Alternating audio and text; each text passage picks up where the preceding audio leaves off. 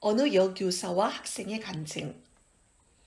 약 1년 전 제가 출석하는 교회에 헬무트 하우바일 목사의 저서 개인적 신앙 부흥의 단계를 무료로 받았습니다. 저는 이 책을 짧은 시간에 통독해버렸습니다. 책 읽기가 끝나기 전에 저는 이전에 몰랐던 하나님을 경험하기 시작했죠. 이 책은 저를 매료시켰고 제게 큰 용기가 되었습니다. 교육학 연구에 의하면 중요한 주제를 다룬 저술물들은 6번에서 10번 정도 반복하여 청취하거나 읽어야 주제가 확실히 파악될 수 있다고 합니다. 다음 글도 제 마음을 사로잡았습니다.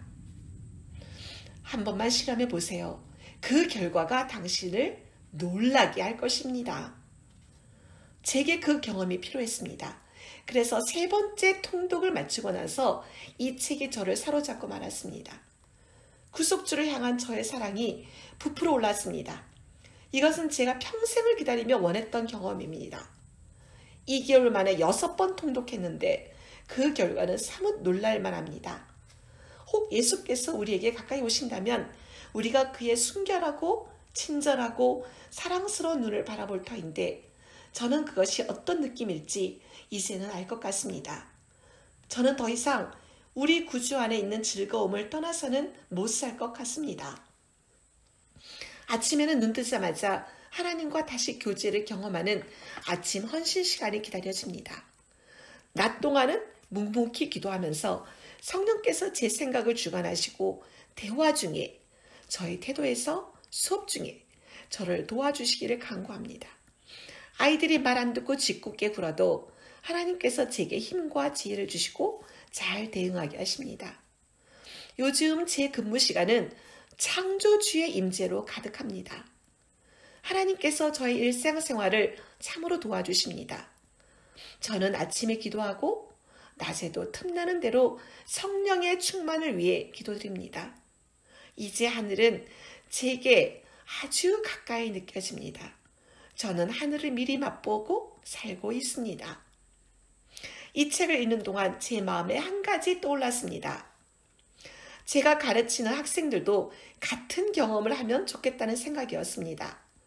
저는 오스트리아의 프랄르크 베르크에 있는 엘리아 삼육학교에서 10세에서 15세 사이의 학생들을 담임한 교사입니다.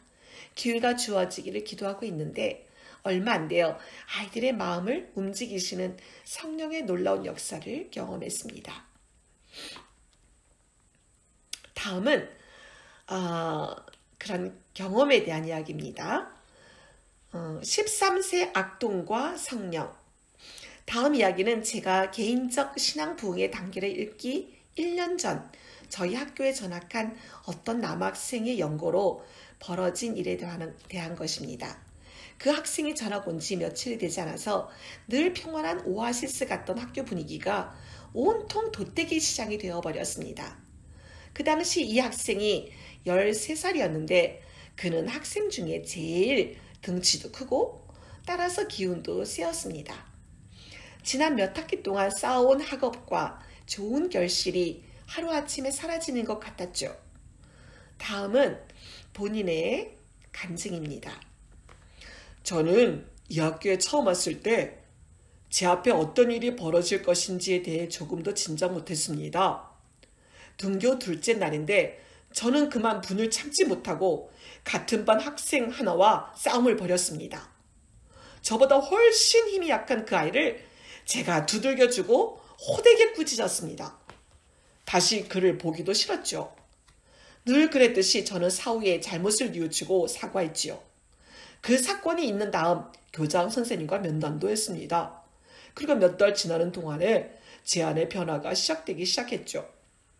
제가 목사의 아들인 것을 고려할 때 어쩌면 이런 변화가 이제 일어난 것 같은지 의아하게 여겼습니다. 저는 상당한 시간을 예수님과 함께 지냈습니다.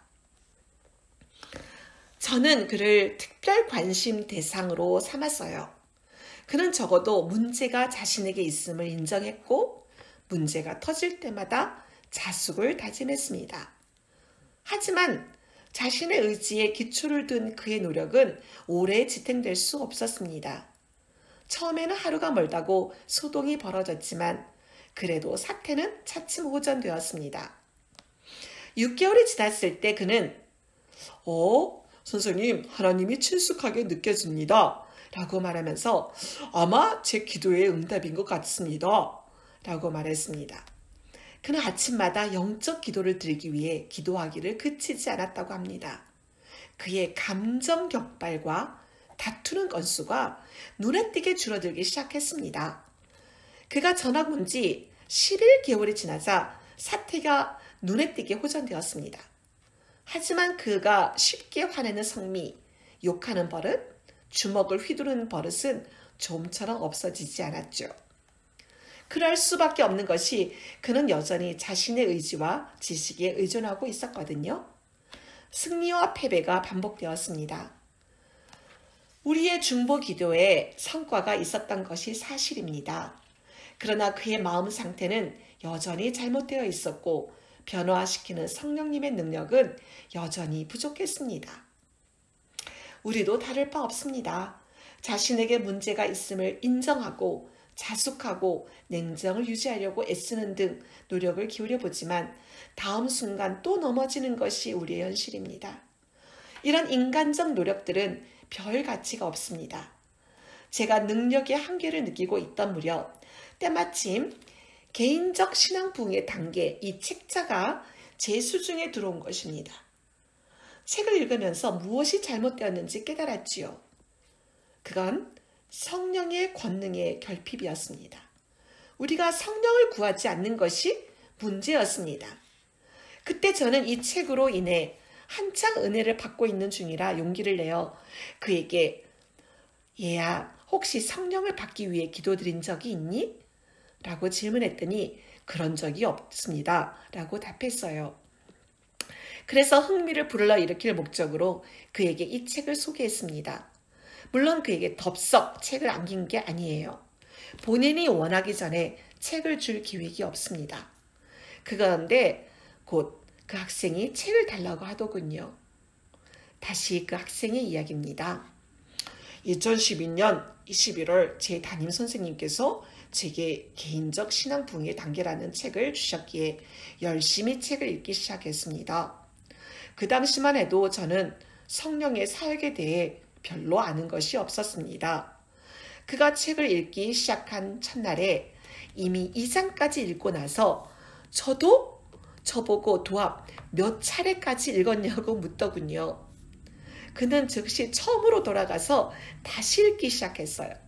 그리고 책의 추천대로 6번에서 10번 통독하겠다고 다짐했습니다. 그 일 이후에 많은 변화가 있었습니다.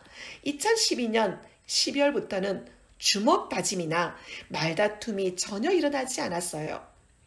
이 학생이 매일 두들겨 패던 남자아이들은 정말 이제는 그와 잘 어울려 지내는 친구가 되었습니다. 그 학생은 완전히 딴 아이가 되었어요. 그는 공손하고 친절해졌습니다. 그의 과격한 성미는 온화하게 변했습니다. 하나님께서 역사하셨다고 그의 친구들이 인정합니다. 성령의 열매가 매일 보입니다. 하나님께서 영광 받으실 일이기에 알려드립니다. 그는 2013년 6월에 침례받기로 결심했습니다. 여러분, 이것이 성령의 역사가 아니면 무엇일까요? 저는 아이들이 제 휘하에 들어오기만 한다면 그들에게 사리분별력을 잘 가르칠 수 있다고 늘 생각했습니다. 인내, 배려, 잦은 대화 등이 도움이 되긴 하지만 이런 것들이 장기적 효과를 발휘하지는 못했습니다. 결국 하나님께서 개입하셨고 불가능을 가능케 하신 분이 성령님이란 것을 제가 깨닫게 되었죠. 훗날 이 아이를 하늘에서 만난다면 이 모든 것이 하나님으로 말미암았음을 확인하게 되겠지요. 제가 지혜의 한계에 달했을 때 또 제게 이 아이를 인도할 수 있는 능력이 없음을 이해했을 때 바로 그때가 하나님께서 이 아이를 떠맡고 그에게 결정적인 변화가 일어나게 하셨던 것입니다. 우리 하나님께서는 절망적 사례라는 것이 절대로 통하지 않았습니다. 이것은 제게 큰 용기가 되었습니다. 기도. 하늘에 계신 아버지, 예수님을 통하여 저에게 긴급 초청문을 보내주시고 지체하지 말고 성령을 간구하도록 깨우쳐 주셨으니 감사를 드립니다. 성령의 결핍으로 인해 이런저런 손실을 당했으니 죄송합니다. 저의 삶에 예수님께서 더욱 풍성하게 임하시기 위하여 신성의 지원이 필요합니다. 저는 매사에 예수님의 도움이 필요합니다. 성령께서 저의 품성을 변화시켜 주실 수 있고 저를 하나님의 나라에 적합하게 꼴지어 주실 수 있다는 말씀은 제게 너무도 소중합니다. 저의 전 존재와 저의 모든 소유를 주님께 의탁합니다. 저를 간합해 주신 것을 인해 감사드리고 제게 주신 모든 은혜 또한 감사합니다. 성령님에 관하여 더 많이 알게 해주세요. 아멘.